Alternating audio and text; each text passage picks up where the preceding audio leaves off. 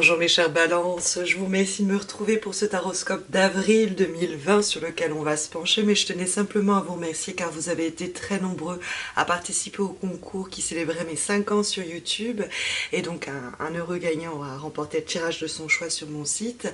Donc n'hésitez pas à vous abonner à ma chaîne si vous ne l'avez pas encore fait, puisque j'organiserai un autre concours de ce type exclusivement sur YouTube quand ma chaîne aura dépassé les 30 000 abonnés.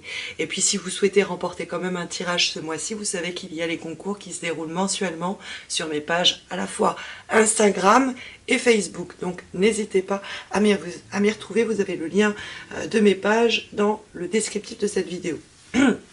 Alors revenons aux énergies qui concernent, mes chères balances, votre mois d'avril. On a un mois en 2 temps qui est assez intéressant, puisque nous avons dans les aspects positifs la présence de l'as d'épée.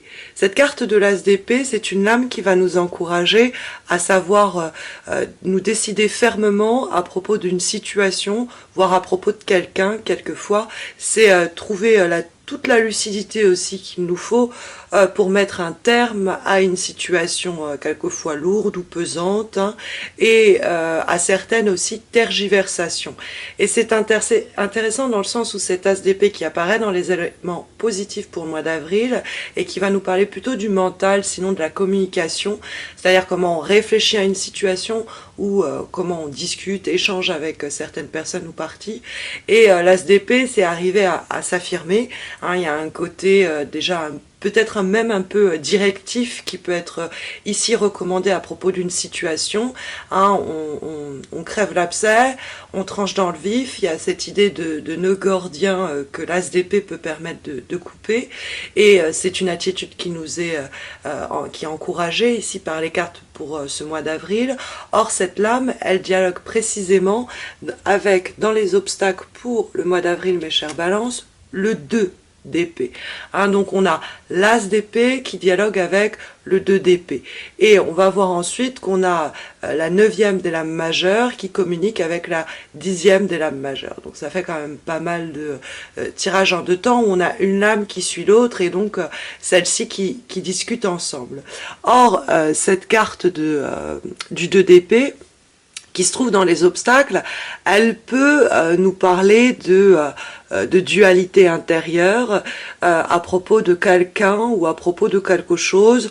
On est toujours dans le mental, donc ça peut être une situation quelquefois un peu cornélienne. Hein, c'est la carte souvent du dilemme que le 2 d'épée va mentionner. C'est le choix impossible ou très difficile à prendre et qui peut du coup générer pas mal de confusion intérieure. On passe par une période de grand doute et de grande hésitation. Quelquefois, ça peut nous parler aussi de discussions, de disputes, de discussions houleuses ou de disputes avec un tiers ou avec quelque chose. Il y a cette idée de confrontation parce qu'on est avec le 2 et qu'ici le 2 pose problème. On n'est pas dans le duo, on est dans le duel quand le 2 se trouve dans les obstacles. Donc ça peut être quelqu'un aussi qui est malhonnête, qui essaye de nous induire en erreur, et on le voit arriver avec ses gros sabots. Hein. Ça peut venir de l'extérieur. Quelquefois on peut aussi s'auto-saboter. C'est-à-dire on se sent entre le marteau et l'enclume, et dans cette situation-là on est un peu paralysé. On pourrait avoir de mauvais réflexes comme l'idée du déni, c'est-à-dire faire un peu l'autruche, espérer que ça passe, ne pas vouloir regarder la situation vraiment en face pendant un moment, ou alors voilà, il y a quelqu'un qui carrément nous cache des informations, nous ment, et donc c'est face à cette situation du 2 d'épée que l'as d'épée permet précisément donc de réagir. Hein, cet as d'épée qui va lui nous permettre d'y voir un peu plus clair. Il y a une sorte de lucidité sur le fait qu'il va falloir affronter, se confronter à cette personne qui essaye d'ignorer les problèmes en place, ou qui essaye de cacher les difficultés en place. Il y a cette idée aussi de soi-même arriver à y voir clair, évaluer la situation pour arriver à son propos se décider, se positionner de façon claire et déterminée. Hein. Encore une fois, il y a une certaine affirmation de soi qui apparaît dans cette carte. C'est souvent l'idée qu'il y a un début, il y a un commencement sur une nouvelle manière de réfléchir à une situation, une nouvelle manière de se comporter. On veut modifier la donne et sortir du 2 d'épée, donc on amène à une transformation, et donc il y a l'idée avec l'as d'épée, un nouveau départ, un nouveau schéma relationnel ou quoi qu'est-ce, mais ça résulte fréquemment d'une situation où on a mis fin, on a mis un terme à autre chose avant. Donc c'est parce que on dit voilà, basta, ça suffit, ou que on coupe ce lien-là, ou que soi-même on arrive à sortir de cette confusion que le 2 d'épée peut signaler, de cet aveuglement que la carte peut indiquer, de ce déni éventuel personnel que la carte peut mettre en lumière, et donc on arrive à sortir comme ça de ces j'y vais pas, peut-être que oui, peut-être que non. On arrive à comprendre que c'est devenu une priorité même de se décider, de se prononcer à propos de cette situation. Ou alors on arrive à révéler les comportements manipulateurs de ceux et celles qui nous entourent et à y mettre un terme. Hein, c'est possible qu'il y ait une forme de malhonnêteté ou en quelque chose un peu fourbe dans le cadre du 2 d'épée dans les obstacles, et vous vous en rendez compte, l'as d'épée vous permet d'y voir clair à ce propos, et après peut-être un temps de réflexion à ce sujet que la carte de l'ermite va nous signaler, vous décidez de rompre les ponts ou passer à autre chose, ou en tout cas mettre à mort cette situation délicate, puisque nous avons en effet, je vous disais, un tirage en 2 temps. Nous avons l'as d'épée qui dialogue avec le 2 d'épée, et ici nous avons l'ermite qui dialogue avec la roue de fortune. L'ermite est la 9e des lames majeures, et la carte de la roue de fortune est la 10e. Donc on a vraiment une sorte de tirage en 2 temps, qui semble indiquer, voilà, il y a une situation, un état donné sur lequel on va réfléchir, hein, on va prendre le temps de réfléchir. Ce que la carte de l'ermite peut très clairement nous indiquer, c'est un temps effectivement que l'on prend pour bien étudier le fond d'une situation, hein, on la réfléchit, on l'observe, on l'étudie avec minutie. On n'est pas dans la précipitation. La carte de l'ermite, elle nous parle d'un temps de réflexion essentiel, nécessaire avant d'aller de l'avant, et cette idée d'aller de l'avant, ça va être la roue de fortune qui va nous l'exprimer, hein, la carte qui suit avec laquelle l'ermite est en vis-à-vis, est en dialogue, si vous préférez. Et donc cet ermite, c'est une période où mieux vaut réfléchir que agir, hein. La précipitation n'est pas de mise, on appelle avec l'ermite souvent à la prudence et à bien aussi identifier on va dire les détails, les éléments de comportement de ceux qui nous entourent.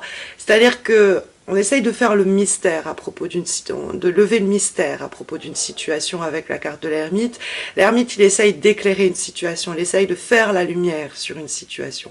Donc ça passe fréquemment par un temps solitaire, hein. L'ermite, c'est la solitude, c'est on se retrouve, on se canalise, c'est un temps introspectif ou méditatif, c'est un temps où on se coupe du monde, donc un temps plutôt d'isolement, mais ce temps-là que le mois d'avril va porter en termes de vibration va néanmoins déboucher sur l'énergie de la roue de fortune qui nous donne la direction des choses pour les semaines qui arrivent.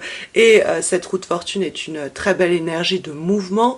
Donc on sent une période longue, un peu, qui peut être ressentie un peu comme une traversée du désert, dans le sens où on voudrait que les choses aillent plus vite, on voudrait que les choses s'accélèrent, mais il y a un temps, il y a un délai de réflexion où on examine bien le fond des choses avant de pouvoir mettre la situation en mouvement et amener, avec la prise de décision notamment de l'as d'épée, l'affirmation, la clarté, la révélation de ce qui était caché, arriver à passer à autre chose. Parce que la roue de fortune nous parle de nouveaux cycles, bon, c'est aussi la rotation de la planète, donc l'idée des nouvelles saisons, ça matche bien avec eh bien, le printemps qui ouvre ses ailes en avril, bien qu'on aura déjà en mars passé la saison en question, mais il y a cette idée qu'elle nous amène de nouvelles péripéties. C'est une carte de mutation et de métamorphose qui est vraiment de bon augure après cette ermite. On a cette idée qu'après un temps de réflexion, un temps d'étude, un temps d'isolement, on va se remettre en mouvement. Donc ça va donner lieu à des déplacements et à des changements très rapides, hein, d'une période où on était plutôt dans j'envisage, je réfléchis, je sonde les choses. On passe à une période beaucoup plus active, sur le plan notamment aussi social, hein, c'est de nouveaux rendez-vous, après une période de restriction que notamment la carte de l'ermite nous signalait, mais qui est un temps de restriction nécessaire, hein, donc c'est l'idée de voir la température avant de se jeter à l'eau, hein, c'est ce qu'on pourrait comprendre. Ou on peut aussi avoir cette idée de quelque chose de très graduel et d'évolutif, c'est-à-dire qu'au fur et à mesure que cet ermite avance, il fait la lumière lentement mais sûrement sur certains éléments, il doit le faire seul, et puis ça va permettre à la situation d'évoluer et de progresser, à une situation de mûrir et à un plus d'épanouissement, en tout cas à plus de mouvement, parce que la roue de fortune, elle apporte avec elle des surprises, et quelquefois ça peut être même un petit coup de pouce du destin pour améliorer les choses ou faciliter les transformations liées à notre prise de décision ou à notre affirmation par le dialogue ou avec des actes un petit peu plus clairs que l'ASDP pouvait nous indiquer.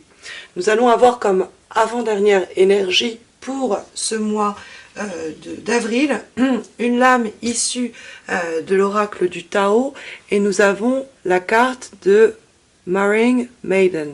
Alors la jeune fille mariée, bon, mariée, on la voit surtout ligotée. Alors ce côté un peu d'entrave me fait écho pas mal à la lame du 2 d'épée qu'on trouve dans les obstacles, parce que elle est peut-être pas ligotée, mais elle a les yeux qui sont bandés. Donc c'est fréquemment une situation où on est prisonnier ou prisonnière.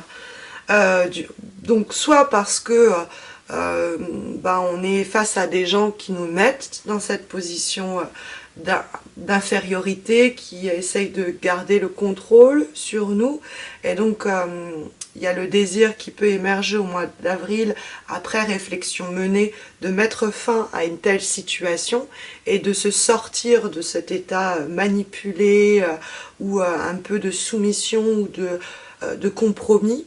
On s'est assez compromis comme ça, ou alors on a assez compromis sa vérité comme ça, si c'est plutôt un conflit intérieur qu'avec le monde externe. Il y a cette idée de se libérer de ces chaînes. Il y a une opportunité importante à ce propos pour avoir une sorte d'éveil, que cette situation compromettante dans laquelle on se trouve, cette façon que l'on peut avoir d'être subordonné à quelqu'un ou à quelque chose, doit être révolue et on doit y remédier, quoi. Il y a un appel à la révolution à cet égard. Nous avons comme dernière énergie pour terminer ce mois d'avril, cette guidance du mois d'avril, une lame issue d'un oracle, celui de l'harmonie, et qui est là pour nous poser une question sur laquelle méditer en avril, et nous avons la carte sécurité et qui nous demande: vous sentez-vous en sécurité? Alors, c'est donc une question à se poser. Est-ce que cette situation professionnelle, personnelle ou un peu plus concrète suscite peut-être un sentiment d'emprisonnement, de danger auquel il nous faut précisément au cours du mois d'avril remédier? Il y a cette idée qu'on ne se sent pas en sécurité dans son environnement ou dans ses relations, et que du coup on ne peut pas s'y épanouir, hein. La carte nous présente un arbre parce qu'il y a l'idée que ses racines s'ancrent pas profondément dans le sol. Si elles s'ancrent pas profondément dans le sol, pardon, ça ne peut pas non plus s'élever très haut dans le ciel, hein. C'est-à-dire qu'on a besoin d'un ancrage important pour pouvoir s'élever. Donc c'est cette idée que si je suis pas bien là où je me trouve, je ne pourrai pas m'élever plus haut. Donc ce sentiment de sécurité, c'est quelque chose que vous pouvez trouver en vous, nous dit la carte en question, et c'est ce que nous dit aussi l'ermite, et ça doit vous permettre de peut-être mettre un terme à certains cycles qui se répétaient et qui n'étaient pas particulièrement sains pour vous. Voilà en tout cas les énergies sondées par les cartes pour votre mois d'avril, mes chers balances, en espérant que ça pourra vous accompagner. Mais vous le savez, si vous avez besoin d'un tirage personnalisé, il y a les concours que j'organise sur mes pages Facebook et Instagram chaque mois et qui vous permettent de remporter un tirage qui répondra à votre question du moment. Et puis n'hésitez pas à laisser un commentaire, liker la vidéo et plus simplement vous abonner. Comme je vous disais, un nouveau concours exclusif se déroulera quand ma chaîne dépassera les 30 000 abonnés. Je vous souhaite en tout cas à tous et à toutes de très belles semaines à venir. Prenez soin de vous mes chères balances et à très vite j'espère.